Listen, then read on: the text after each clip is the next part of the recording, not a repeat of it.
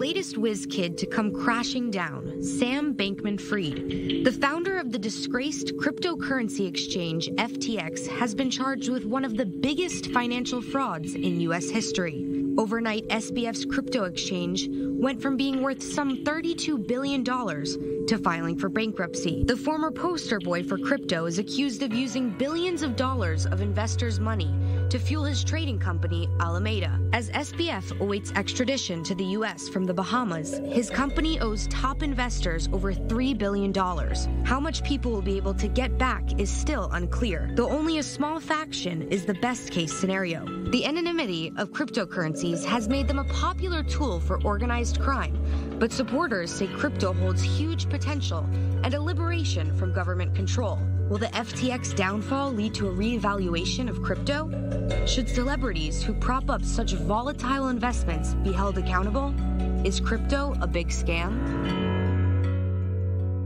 So let's get to it. Simply put, is crypto a big scam? As always, we begin with this quick fire round of 30 seconds each and pick up the conversation right after. So Adva Jaguar Gal, please take the lead.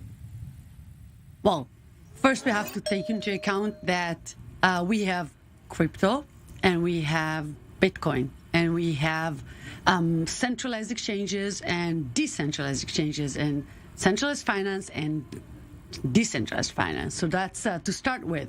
So the question on my part, as being a lawyer and a CPA in this area ever since 2015, is no, it's not a scam. It's just a tool. It could be used for good or used for bad, but it's mainly the tool. Okay, that's a very solid and important clarification there. David Gokhshtein, your take? Crypto is not a scam. It is super early. We are still building. Just because we have a few bad actors in this space does not define an industry. We can go ahead and then point at the banking system and do away with it. Since Wells Fargo commits scams, it seems like every 6 months, and they're only slapped on the wrist. We're 14 years in. We're growing. FTX does not represent the crypto industry. Okay, last but not least, Dr. Michael Szanto, your take?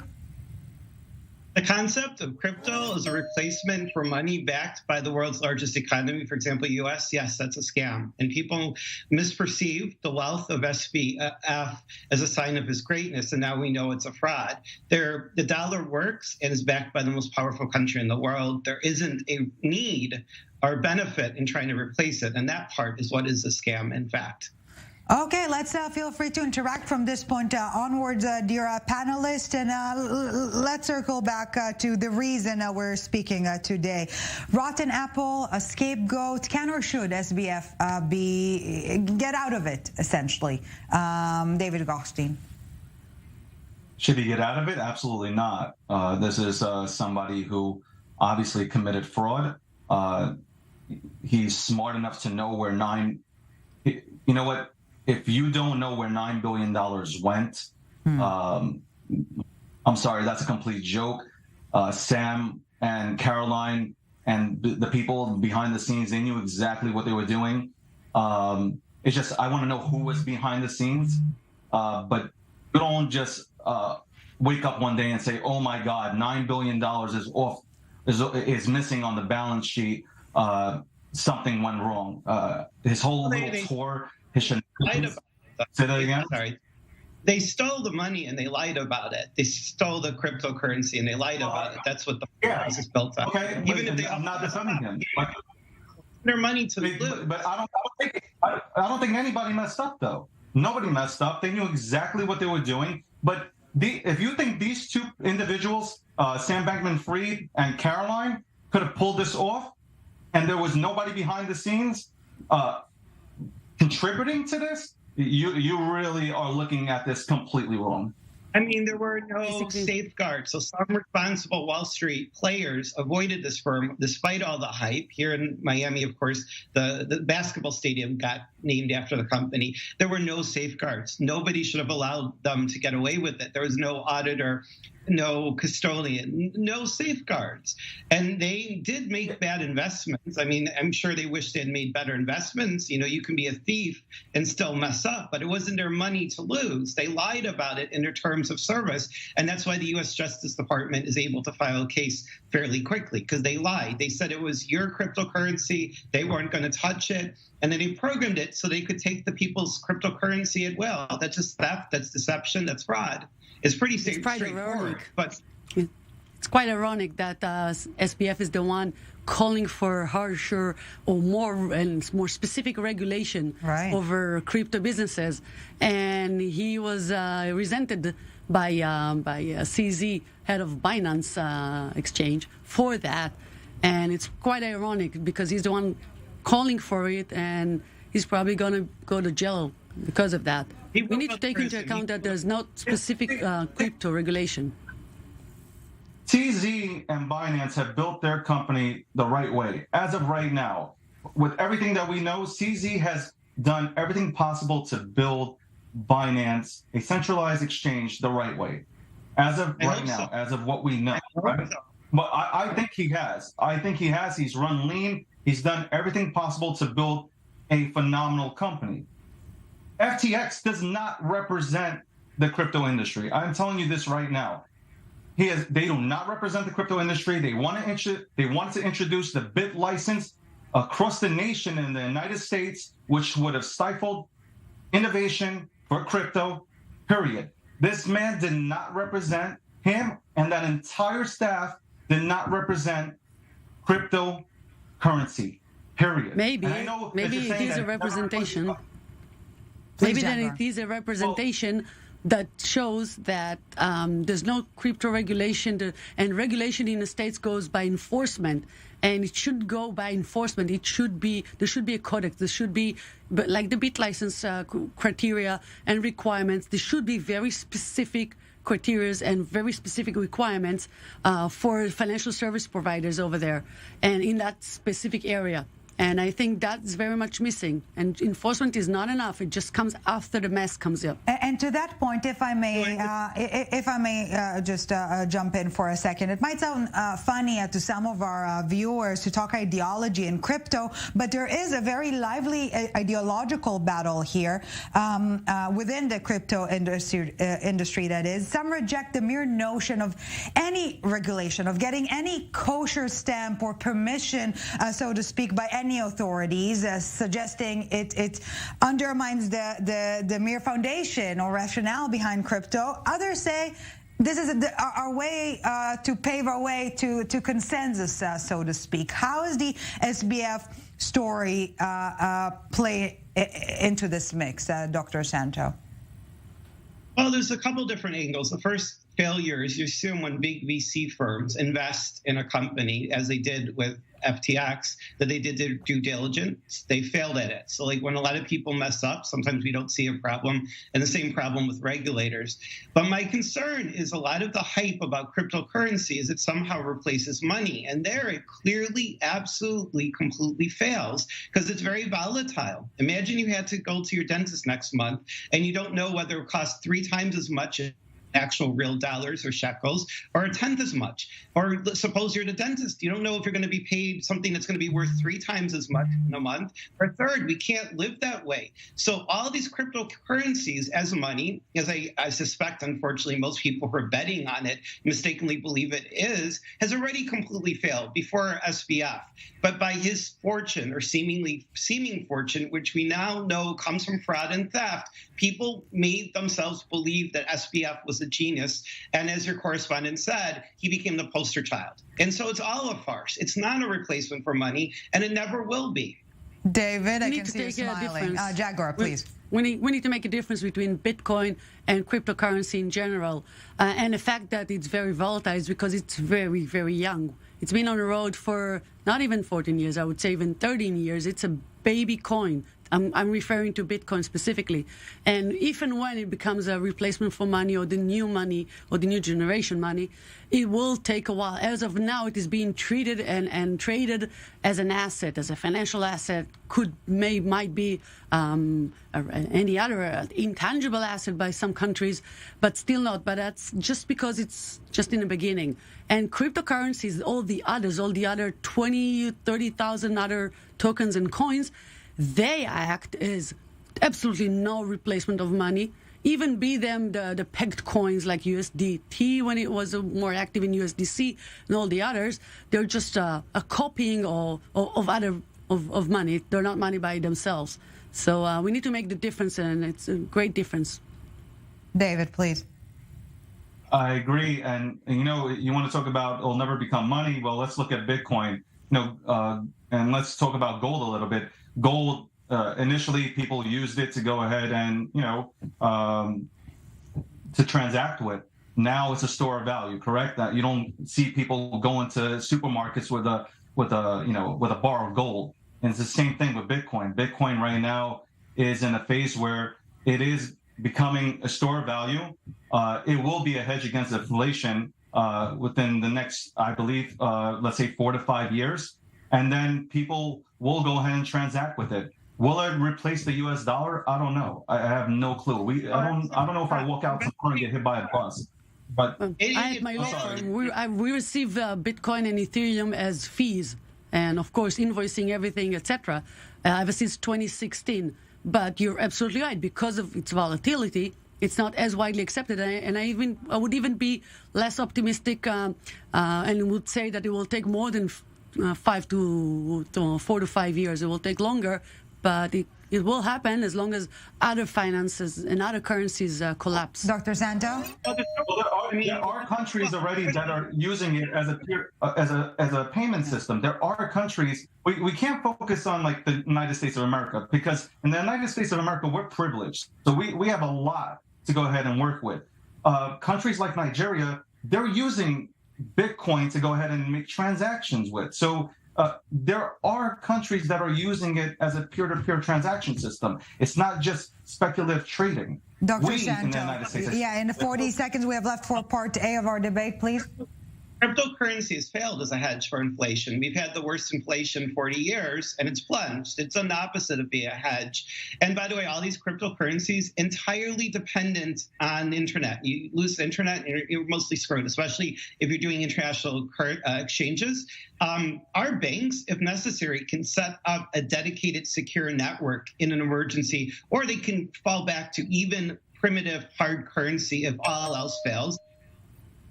Oh, wow, Dr. Szanto, I think you're our first guest who actually stopped talking while hearing the timer goes off. I don't even know what to do with this kind of politeness. You're staying with us, Dr. Szanto, David Gokhshtein, and Jaguar Adva Gal. Few minutes break, and we continue our debate right after. Do not go anywhere. Welcome back to the summit. Still with us, Jaguar Adva Gal, Dr. Michael Szanto, and David Gokhshtein. Thank you so very much for staying with us. And we're staying on topic, of course, but before we go back to our conversation, more than ever, with cryptocurrency, there's this tension between safety and freedom, right? So let's take a quick listen to Chief Executive Officer of FTX Group, John Jr. Ray III, and continue our conversation right after. Take a listen. The FTX Group is unusual in the sense that, I've done probably a dozen large, scale bankruptcies over my career, including Enron, of course. Every one of those entities had some financial problem or another. They have some characteristics that are in common. This one is unusual, and it's unusual in the sense that literally, there's no record keeping whatsoever. It's in the absence of record keeping. Employees would communicate, invoicing and expenses on Slack, which is, essentially a way of communicating for chat rooms. They use QuickBooks, a multi-billion-dollar company using QuickBooks. QuickBooks. Nothing against QuickBooks. It's a very nice tool, just not for a multi-billion-dollar company. There's no independent board, right? we had one person really controlling this, no independent board. That's highly unusual in a size company this is. So let's get to it. Another quick fire round of 30 seconds each. Can tokenization be stopped? Dr. Szanto, please take the lead. I mean, I think it's going to fade in popularity because this disaster, this guy who was seen as the hero and he was a crook. But the underlying blockchain technology, that may find all kinds of uses. But in terms of cryptocurrency or even NTFs, that's those are both fads as far as I'm concerned. And in 5 years, I predict people will barely talk about it or even care in 5 years. David Gokhshtein, your thoughts? Tokenization will continue to gain steam. You have innovators that are working on phenomenal protocols. I don't agree with the doctor here. I don't know where you got your education on cryptocurrency, but I would suggest for you to dive deeper into it because this is not a fad. It's not going away. They said the same thing about the internet and it went nowhere. It just evolved and got better and better. And the same thing for this entire space. Okay, Jaguar Adva Gal, your take? Well, tokenization is actually expressing physical elements or financial items or aspects over the digital world and over the blockchain database, I would say, and system. And by that, it is definitely beneficial, and it's definitely going to stay because it allows for having smaller parts of assets on one hand. It allows for faster transferring them and transacting with them. So definitely. And before we expand our debate, I do want to circle back for another second to the SBF case. Are federal agencies, to an extent, making their life easier, chasing the man instead of the entire ecosystem, Jaguar? Well, no. I wouldn't say that because the total ecosystem needs regulation and needs enforcement and needs to know who are the bad actors and who are the good ones, who are the ones following the rules as long as we know what the rules are. And we have to have that at all. So, and those who will break any laws, no matter where or when, be them regulations in regards to securities or be old securities or to crypto, it doesn't really matter. So the ecosystem needs to be treated as not as a whole, but by its players and what they do and their intents and their actions. And the man, if he's done wrong, and it seems, I'm trying not to judge in advance, but if he's done wrong, he should pay for that. If not, then not. But there is, again, I'm going back to this question because I'm not fully understanding your take on that, David Gokhshtein. Will regulation kill crypto? So here's the problem that we have. We have regulation, and I'll speak on behalf of the United States. We have regulation. We have no clarity. So how do people play by the rules when they don't understand the rules? We need Congress to, if we're going to bring in regulation, make the regulation crypto friendly, and also bring clarity with them. So people understand, the innovators, the entire space understands, okay, can't do this, but I can do that. And I think once the United States does go ahead and outline some sort of regulation, other countries will adopt whatever the U.S. puts out there. So that's what we're really missing, is the clarity and not so much the regulation. So the United States... Please, Dr. Szanto. The United States has the strongest financial regulatory system in the world. So, for example, with broker-dealers, stockbroker and dealers, it all rests upon the 1934 Maloney Amendment that created NASD. And actually, that was 1938. I apologize. 1934 Securities Exchange Act that codified the self-regulatory organizations of the exchanges, and that led to today's FINRA. It's a self-regulatory organization that, by the power of Congress, is given governmental authority. It's called a quasi-sovereign organization. I'm actually forgetting the actual technical legal phrase. But the point is, we have a very powerful regulatory system. Our banks are protected. If Wells Fargo were to fail, impossible with the regulations, but it's protected by FDIC and all kinds of safeguards and regulators. People, by putting their money foolishly in FTX, were choosing an unregulated company. And we do live in a free country. We have strong regulatory agencies, very strong, FDIC, FINRA, et cetera, CFTC. People chose an unregulated company that's investing, frankly, in basically digital monopoly money, in my view. Free to be stupid, you're suggesting, Dr. Szanto. David, your reply.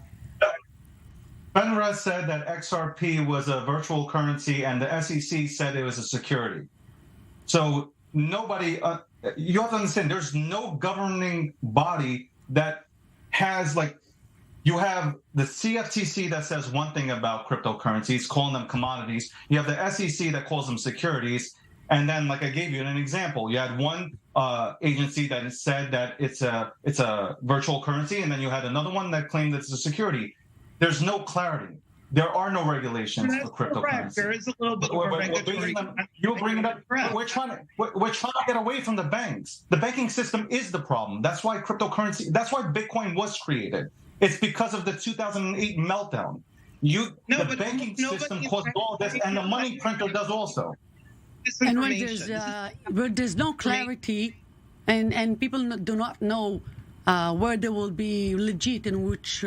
With which of the actions they will maybe breaking the law or how the law would be interpreted, what they do is what I unfortunately have to do, or need to do for them. They get incorporated in other countries, in countries in which regulation is more enabling and maybe less enforcing and less scrutinizing the activities. And I think that's bad because we'd rather have companies being regulated and being incorporated in places where actually we can actually make sure that they're not hurting the public. And I think that all the crypto companies that have to be incorporated in whatever islands is basically because of irregular regulatory coherence, I would say. But American corporations have also been incorporated in islands for tax purposes. That's actually not common. Fine. In itself, it's not a red flag. Many of our biggest hedge funds are incorporated in the Caribbean. That technically is, but they're still under U.S. law if they have substantial American clients, and they would still be audited by American accounting firms typically too. But there's dangerous disinformation when somebody questions the American banking system. Almost nobody has lost money if you have bank accounts, and there's protections for brokerages too. If you invest in a stupid Lehman Brothers is an example. But people. But when you have actual bank accounts, checking or savings accounts, which is what average Americans. Lehman Brothers is different. You're talking about very esoteric transactions and securities that 99. Yes, we will have to end our debate right here. Unfortunately, out of time. Definitely not out of passion. David Gokhshtein, Jaguar Adva Gal, and Dr. Michael Szanto, thank you so very much for this.